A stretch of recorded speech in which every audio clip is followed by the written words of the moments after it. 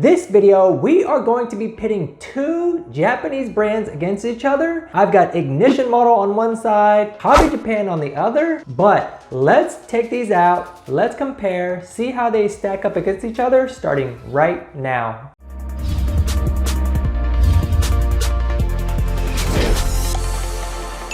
What's going on, guys? James with Model Cars Houston, and if you're new to the channel, be sure to subscribe. And if you're looking for a place to look for high quality collector grade model cars, check out www.modelcarshouston.com. This is a great hub to keep you up to date on all the latest and greatest. Here we meet again with another versus video. Hobby Japan, this one you slip it out. A little bit about the box art, since this is going to be a little bit new for us. I love the 30th anniversary and the production site details for the Mazda RX-7. Pretty simple other than that, but pretty cool that they call that out. It's almost like a special edition model car, if you want to call it. And with the model car, gonna be pretty self-explanatory like most. You pop that open, but you got to be super careful because there's a special something inside, which I will go over in a little bit. And there you have it. That's the model car for the Hobby Japan version. And then for Ignition Model, maybe you guys are already familiar with it by now. Just pop that off. That's all there is to it. There you go. Side by side, here we go. The base is looking pretty nice on the Ignition Model. The red stitching, the little pattern on the base there. It also says it's limited edition back here. We all know that when it comes to collector grade model cars, they're eventually all pretty much limited edition. However, Ignition Model does tell you that. For Ignition Model, you're gonna have the metal plaque here with the car details. Now for Hobby Japan, they're keeping it kind of simple. Nothing too crazy with the base, pretty much just black plastic. They've got the call out for the Spirit R Type A here. So this is actually going to be a Mazda RX-7 Spirit R version. You can tell because it has the wheels here, got the wing, and the little logos can be found on the side as well. But the Ignition Model version, just going to be your standard FD. But the special thing about the Ignition Model is that it's got a lot of aftermarket goodies on it because it is an RE-MMES spec RX-7. So starting with the front, you are going to notice immediately that the Hobby Japan, loving the little pop-up headlight edition that they've got going on here. Whereas on the RE spec Ignition Model, you're going to have the static non-pop-up headlight conversion. That's obviously out of RE's catalog of aftermarket parts that they offer. Front bumper are both going to be what we like to call in the US the 99 spec front bumpers. However, you're going to have the full front end bumper from RE on this side, whereas on the Hobby Japan you're gonna have the 99 spec front bumper, and they did a pretty good job making that bumper. It looks very much like in kind with the real version. The turn signals and fog lights are there. The front spoiler is also there as well, and the license plate holder just like the front bumper in real life. One thing we all know with the Ignition Model, if I haven't stressed it enough already, they're not using inserts for the turn signals. They're just going to color it the color gray. Love the feelers and the lip spoiler on the RE version. The hood is also going to be an aftermarket bonnet, and it's going to be carbon fiber. And then one other thing, when you look at it from the front, you can see that the Ignition Model does have a nice lowered aggressive stance, whereas the Hobby Japan is going to be more at a factory setting, factory height. Moving on to the side setup, we are faced with some more aftermarket goodies for the RE version. You can have the fenders, the side skirts, the over fenders here, all the sponsorship logos.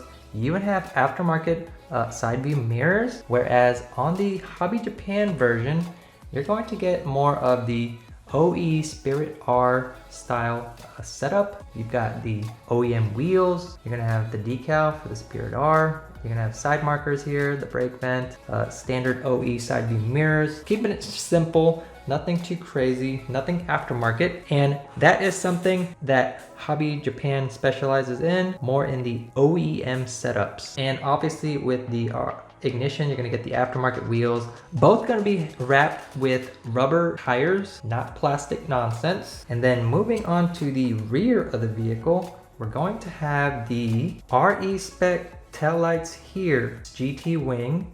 You also have the RE diffuser and the little aftermarket muffler, but again, you can see that the reflector here is painted red, not a plastic insert. I do love the license plate detail there.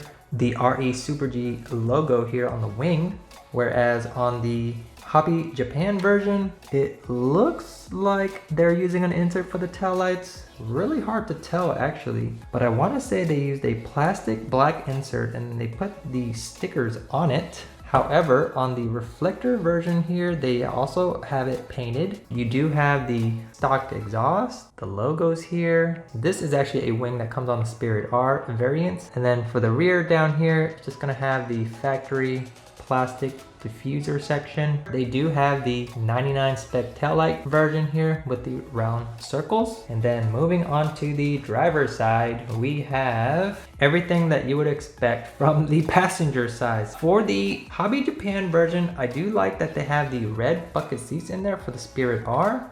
For the RE Ignition, they don't have anything special. They do have bucket seats, but nothing colored, everything plain. They do have this logo on the roof as well. Some details in the back where strut bars go. The Hobby Japan, keeping it kind of simple. Looks like they're using that little cover that you get from the OEM Mazda RX-7. And then a little bit more detail on the inside if you want to try and check it out here. Both looking pretty same. They do have the details for the center vent and on both. Got a little bit more detail for the airbag and things like that. But now let's remove them off their bases for our little roll test. A few moments later. Okay, so both cars have been removed. We've got Hobby Japan up at the front, so let's take a look and see what happens. Oh, a little bit of roll for Hobby Japan. If you actually force it a little bit, it does roll. Not as smooth, not like a Hot Wheel, but can definitely be fixed. And for ignition model, guys, no roll, static display. And I think for the ignition model, it looks very good in a static display setting because of all the aftermarket goodies. Let's look underneath as far as detail goes. You can see that the ignition model version has that diffuser here, whereas the Hobby Japan just gonna be more stock. Does have detail for the exhaust here and a little bit about the underbody on both. So that's how they're gonna look underneath. And when it comes to pricing for Hobby Japan, you're typically looking at around 25 to 28 with the little engine model. For the ignition model, you're typically looking at around the 35 to 40 range with all the aftermarket goodies. And then last but not least, ignition model does not come with any extra accessories. However, the Hobby Japan version, being super special and all, does come with an extra set of accessories. This is something new that Hobby Japan has recently started. They're doing it a lot lately with all the different nostalgic JDM vehicles. But what we're getting here, guys, is we're getting a pallet and we're getting a 64 scale full-size engine. Check that out. And for RX-7 fans, you'll notice the intake manifold, the little elbow coming off the throttle body, the little pipe here at the front of the intake manifold, and it looks like you even get a transmission. So that's pretty crazy. Pretty nice little extra that you get because I've never seen a 64 scale rotary engine of this size before. I've seen 43 scale and I have 18 scale engine replicas, but 64 scale I have not. So a nice cool little addition from Hobby Japan that they snuck in there for sure.